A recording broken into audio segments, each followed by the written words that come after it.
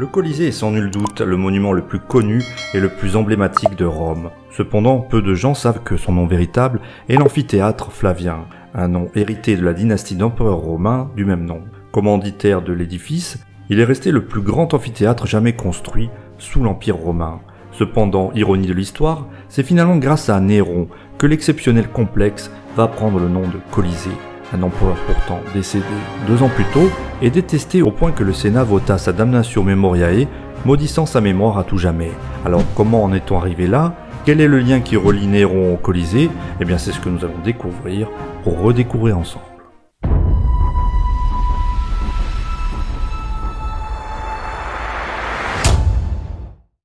La construction du Colisée juste à l'est du Forum romain commence entre 70 et 72 après Jésus-Christ, sous l'empereur Vespasien, pour s'achever en 80 sous Titus.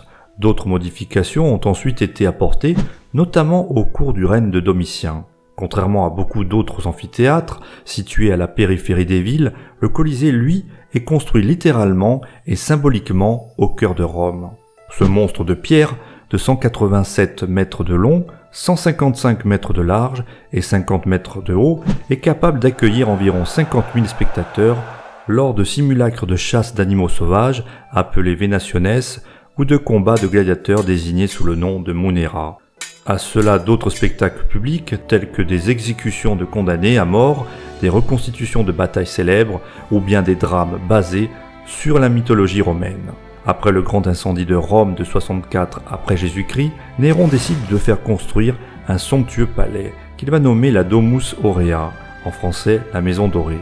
Il faut signaler qu'à l'automne 2009, une équipe d'archéologues a retrouvé, lors de fouilles réalisées sur le site de la Vigna Barberini, sur le Palatin, un élément central dont disposait ce gigantesque et somptueux palais, en l'occurrence une salle à manger bien particulière pour l'époque, la Senatio Rotunda.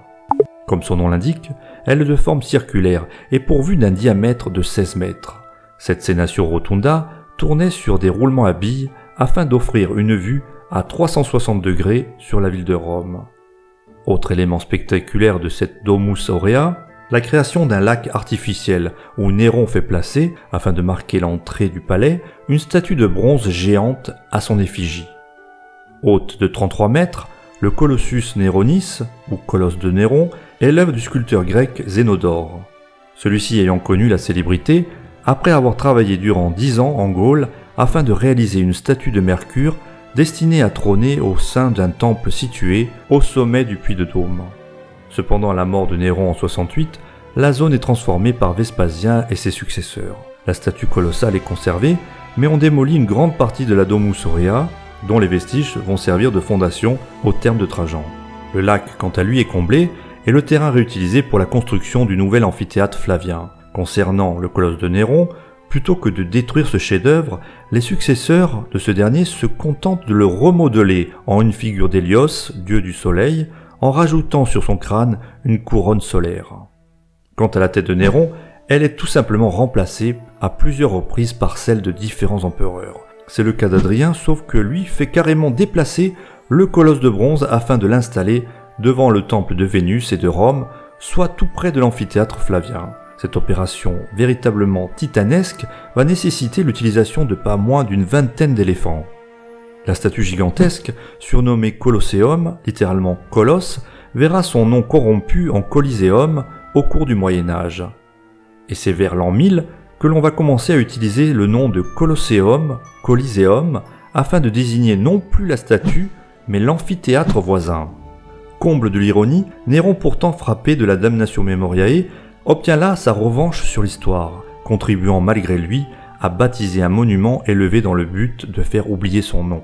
En Italie, l'amphithéâtre Flavien est toujours connu sous le nom d'Il Colosseo, et d'autres langues romanes en sont venues à utiliser des formes similaires, telles que le Colisée en français, El Coliseo en espagnol, O Coliseu en portugais ou Colosseumul en roumain.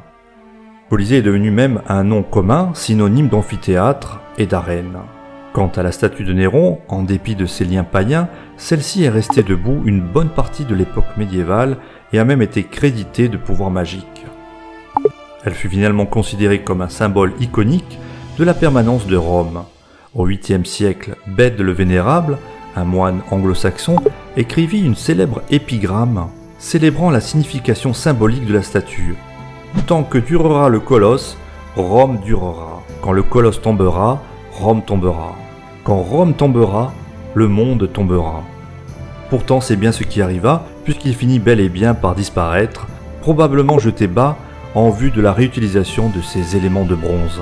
Le Colisée, quant à lui, continue de se dresser fièrement au centre même de la ville éternelle, et ce malgré les affres du temps, ainsi qu'une série de plusieurs tremblements de terre, dont ceux de 443, 508, 801, 847, et surtout celui de 1349, qui va provoquer l'effondrement de tout un pan du mur extérieur du côté sud.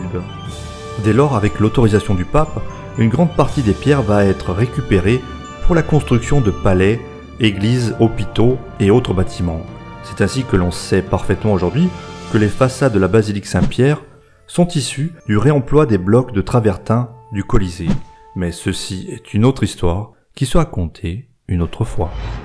Voilà, cette vidéo est à présent terminée, j'espère que vous l'aurez appréciée. Si c'est le cas, n'oubliez pas de mettre un pouce bleu et de vous abonner, tout en sélectionnant la petite cloche pour ne pas rater la sortie des nouvelles vidéos. N'hésitez pas non plus à laisser un commentaire afin de me dire ce que vous avez pensé de la vidéo, c'est très important pour faire progresser la chaîne. En attendant, je vous donne rendez-vous très prochainement pour une nouvelle vidéo sur Hérodoc, la chaîne Histoire. À bientôt.